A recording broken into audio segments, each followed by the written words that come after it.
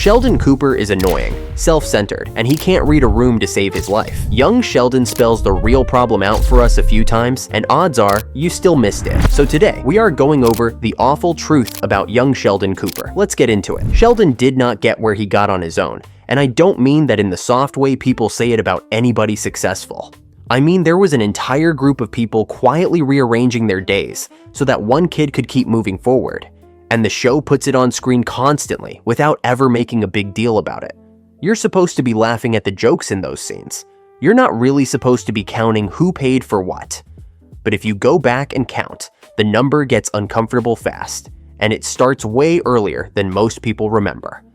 Season 1, episode 12 is a good place to start because it's the one where the family buys a home computer. Sheldon finally has real technology in the house, and for a kid like him in Texas in the 80s, that's basically a door opening into the rest of his life. It's also expensive. That purchase feeds straight into an argument between Mary and George about their money, and the show doesn't hide that. The computer that starts Sheldon's whole relationship with real computing comes out of a household budget that was already tight. Then there's Season 2, Episode 1, which might be my favorite example of this in the entire series, because it's one of the only times the show actually hands Sheldon a bill. He hears the refrigerator making a weird noise, so he takes the thing apart to figure out why. Normal kid stuff for him. The problem is, he can't put it back together, so now the family has a broken fridge and a repair cost they didn't plan for. Sheldon ends up taking a paper route to pay it off. That's it.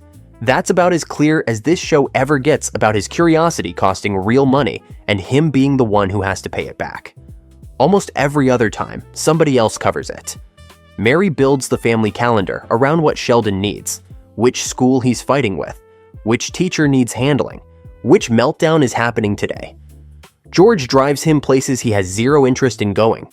Connie shows up with her car whenever a ride is needed, and she's also the reason Sheldon ever meets Dr. Sturgis in the first place, which changes the entire direction of his education. And Missy does the job nobody even names, which is standing next to him in social situations and translating what people actually mean when they say things. On its own, none of that looks bad. That's what makes it slip past you. Parents help their kids, grandmas give rides, siblings cover for each other. If you told me a story about a family doing all of that for a 9-year-old who's already doing college-level math, I'd say that sounds like a family that loves the kid. And it is. That's not the trick here. The trick is what happens to a kid when the help never has a ceiling on it. Sheldon's actual accomplishments are real, and they're his. Nobody else did his math. But the conditions that let him do that math were built by 5 other people spending their own hours, their own gas money, and their own patience. His work is his alone in the way you'd write it on a resume. It is absolutely not his alone in the way it actually happened. And a kid growing up inside that arrangement is going to learn something from it, whether anyone means to teach him or not. He's going to learn where he sits, not because someone sat him down and told him he mattered more, but because every single time his needs bumped into somebody else's, the show hands him the win. School schedule versus everyone's convenience, he wins. Family money versus his equipment, he wins. Everyone's Saturday versus his lecture, he wins. Do that a few hundred times to a person, and you don't have to explain the lesson out loud. They just absorb it. You can see the shape of it already in Season 1 with Mary and his schooling, where she's deep in every part of his education while he's pushing for more room to do whatever he wants. She protects, he pushes, she gives more ground. That loop runs the whole show. She's not spoiling him for fun, and he's not being a brat on purpose. They're just feeding each other. Her protecting him teaches him to expect it, and him expecting it makes her feel like she has to keep doing it, and around it goes. My mother and I had a codependent relationship. Mom, I can't get my zipper up! The thing is, a system like that works perfectly right up until someone stops. As long as every single person keeps doing their part, you can't tell the difference between a kid who appreciates the help and a kid who thinks the help is just how reality works. The two look identical from the outside. Same face, same thank yous, same everything. Because helping a kid like Sheldon only looks like love while everybody's still doing it. The second one person in that setup decides to go do something for themselves instead, Sheldon shows you exactly what he thought all that help was in the first place. There's one episode in this show that works like a lab experiment on Sheldon's actual character, and it's not one of the big dramatic ones. Nobody dies in it, nobody gets a diagnosis, somebody just gets busy with their own life, and the show sits back and watches what he does about it. His reaction in that episode tells you more about who he is than any speech in the entire series. Season 3. Episode 3 is the one. Connie starts chasing her own business, which means she has her own schedule now, which means she can't just drop everything and drive Sheldon wherever he needs to go anymore. Perfectly reasonable. She's a grown woman with her own goals and her own money to make. Sheldon's response is to call her selfish. Not annoyed, not disappointed, selfish. She stopped serving his schedule, so in his head, she became a selfish person. Now the show does give him credit later in that same story, because he eventually gets there. He works out that between the two of them, the one demanding somebody else's whole life bend around his needs was him. Fans bring that scene up all the time when they defend him, and honestly, they're right to. He can get there. When somebody spells out the consequences clearly enough, he'll actually look at it and go, yeah, that was me. But hold that thought, because there's a pattern under this that his apology doesn't fix. Look at what he does with the dorm room in Season 5. He complains to President Hagemeyer about the gaps between his classes, and she hands him an unused private room to go sit in. It's not an award, and it's not something he earned. It's a university president working out that giving one kid his own space is easier than continuing to hear about it. He takes it, turns it into his own little world, and treats it like it was always meant to be his. There's no moment where he stops and asks whether any other student on that campus is getting this. Then take the engineering class in that same season, the one with Professor Boucher. Sheldon walks into a course that doesn't hand him a win, and instead of treating that as information about himself, he treats it as information about the course. The class isn't built correctly. The professor isn't teaching correctly. The problem— I hate engineering. Wait, so after all this time, that's your problem with engineering? is out there somewhere, and it definitely isn't standing where he's standing. And then there's the flip side of it, which is what he does with rules that get in his way instead of rules that help him. In Season 2, somebody tells him splitting an atom is out of his reach, so he goes looking for radioactive material to build a nuclear reactor in his house. Actual authorities get involved. He wasn't confused about whether that was allowed. Allowed just wasn't a category he thought applied to him when there was something he wanted to know. Line those three up next to each other, and there's a rule sitting underneath all of them, and it's not the rule most people assume. It's not that Sheldon's mean, because he's not. It's not that he doesn't understand fairness, because he clearly does, since he can find it in the Connie situation once he's forced to look. The rule is that Sheldon doesn't check whether a thing is fair.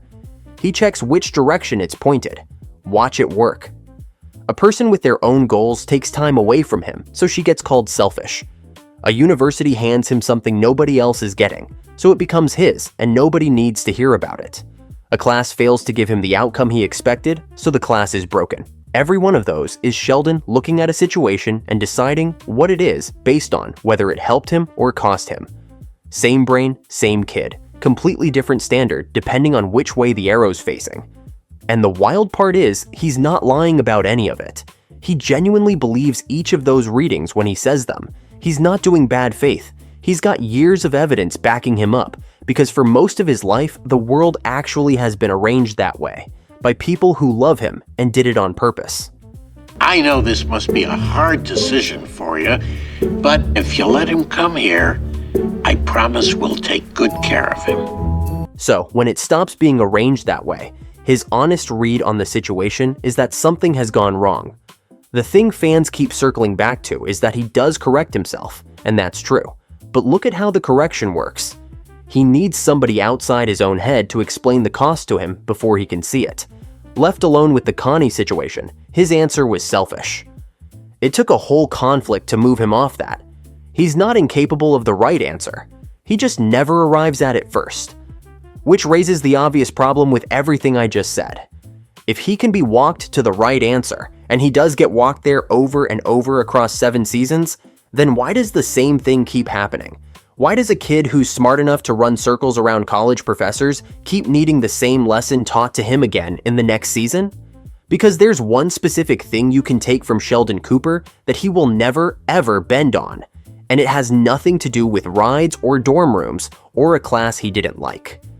And the show introduces it in season 2 in the form of a little girl who is younger than he is. Everything I've said so far still leaves him one exit, and it's the exit most people take when they defend him.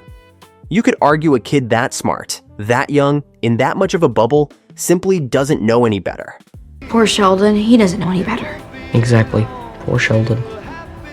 At grad school, everybody's gonna be smart. He's 9. He's doing physics. He's never been given a reason to look up and check on anybody else. That's a real argument, and plenty of fans make it. Paige Swanson is the character who takes that argument apart, because she is the exact same kind of kid he is, and she does not behave anything like him. Season 2, Episode 2 is where she shows up, joining Dr. Sturgis's class. She's younger than Sheldon. She's every bit as capable, and depending on who you ask, maybe more. And Sturgis, the man Sheldon has decided is the one adult in Texas worth listening to, praises her. Sheldon comes apart over it. He argues against the idea that she could be smarter than him. He can't just let the compliment sit there in the room. Mima actually has to step into the middle of the rivalry because of how far it goes. And it doesn't stop when the episode ends. Later that season, there's the museum trip where the two of them keep going at it, still competing over who knows more, still keeping score. Then in season 4, you get maybe the funniest example in the whole show, because Sheldon, a confirmed atheist, ends up at Vacation Bible School arguing about religion harder than the people who actually believe it, purely because Paige is on the other side of the argument. For your information, not only am I going to show you up today, I've also prepared some biblical trash talk. What is he? He does not care about the subject at all. He cares about beating her at it. Later that same season, East Texas Tech starts looking at bringing Paige in, and President Hagemeyer asks Sheldon to help recruit her. He fights it the whole way because having his rival on his own campus is the last thing in the world he wants. But here's where it gets complicated, because if that were the whole story about the two of them, this would be an easy video and Sheldon would just be a jealous kid. In season 3, Paige's parents are splitting up, and she shows up at his house wrecked about it. Sheldon makes her tea and sits with her. He does not understand what she's feeling. He never really does. He stays anyway. Then, in season 5, she quits college, and he lets her stay in his dorm room, and he's clearly confused by every decision she's made, and he still tries to help. So he's obviously not some kid who can't care about people. That's the entire point of putting those scenes in. He can care fine. He cares about Paige a lot, actually, and the show never takes that away. What he cannot do is care about someone who is currently standing where he thinks he's supposed to be standing. Look at when she gets the kindness, and when she gets the hostility. Paige gets tea and a place to sleep when she's falling apart, when she's dropped out, when her family is coming apart at the seams, when she is by every measure below him. Paige gets a fight when she's being praised, when she's winning, when a teacher he respects puts her name above his, when a university wants her on the same campus as him. His warmth toward her is real, and it turns on and off based on the scoreboard. That's not a social skills problem. A kid who can't read emotions would be equally bad at all of it, and Sheldon isn't. He's excellent at the version of Paige who needs help, and unbearable at the version who's beating him. Reading the situation isn't the issue. It's what he decides the situation means about him. And this is the thing that makes Paige so useful, and fans have pointed this out for years. She's the control group. She has the same gift he has. Her home life falls apart in a way his never does, and she comes out of it disengaged and burnt out and eventually running from the whole thing. Sheldon's home life stays stable underneath him the entire time, and he stays locked on the work. Take away the family holding him up, and there's a real question about what's left, and the show is quietly asking you that question every time Paige is on screen. And before anybody says I'm being unfair to him here, there's a scene at the end of season 2 that I think about constantly. Sheldon invites his entire school to come listen to the Nobel Prize announcement with him. He sets it up like it's a real event. Nobody shows up, not a single person, and he ends up sitting there alone with a radio. It's one of the saddest images in the whole series, especially once you know he wins that exact prize decades later. That's the other half of this kid. The thing he's protecting so hard, that spot at the top of the list, is also the only thing he's ever had that made him feel like he was worth anybody's attention. Take it away, and there's a very lonely 11-year-old sitting underneath it. So the giftedness excuse doesn't survive her. Being that smart at that age doesn't automatically produce a kid who fights people for compliments. Paige is proof. What produces that is something else, and it's the thing he can't stand losing, which is his spot at the top of the list. Because Paige leaves, that's the thing about her. She shows up, she takes his spot for an episode or two, and then she's gone again for months at a time. There is one person in that house every single day who never got ranked at all, who never even got entered into the competition. And what happens to her across 7 seasons is the part that actually hurts. She's feeling overlooked, confused, angry, sad.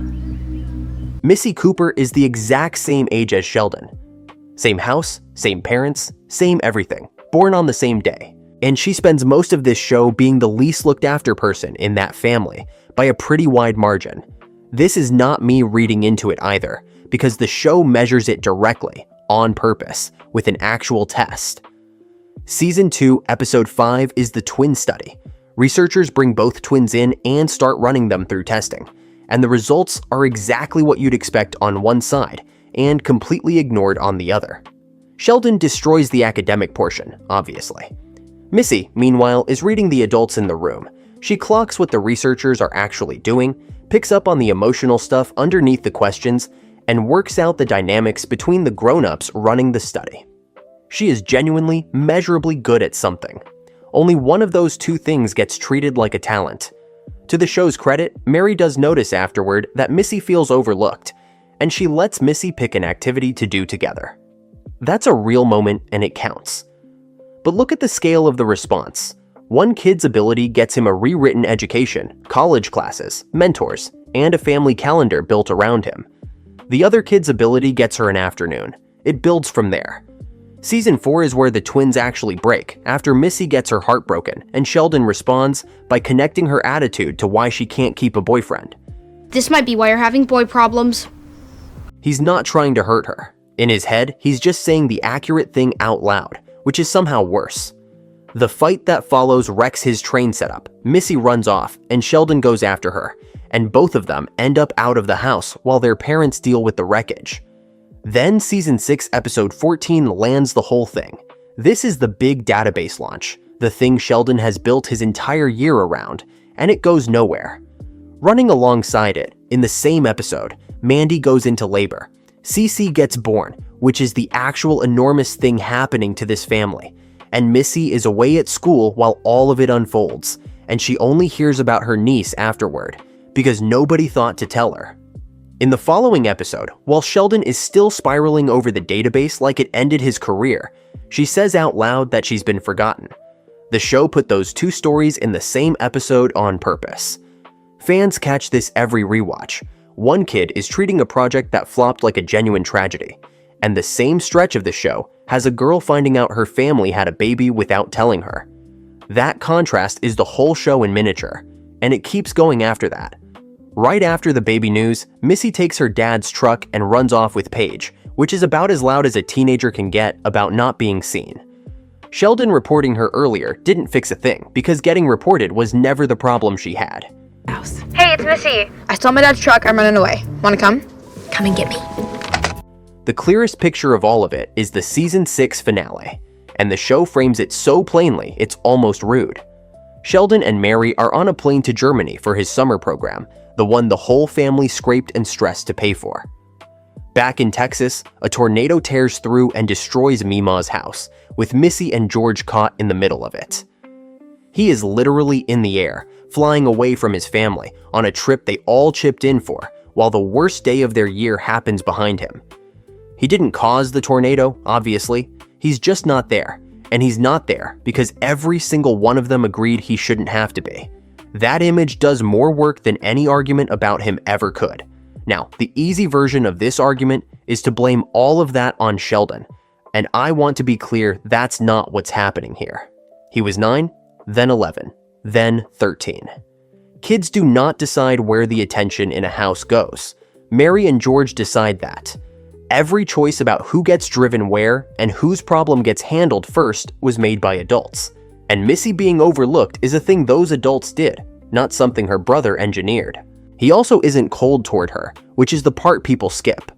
When he finds out she's smoking, he reports it, and his reason is that he's scared something happens to her, and he wouldn't be able to forgive himself.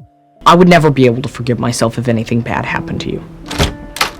Same deal at the fraternity party in season 6, where he finds her and Paige there and turns them in.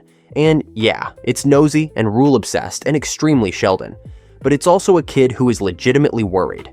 At his own graduation, the moment that should be 100% about him, he stands up and says out loud that Missy is brave after finding out she's scared to go into middle school without him.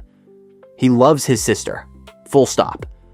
So the problem was never that he doesn't care about Missy.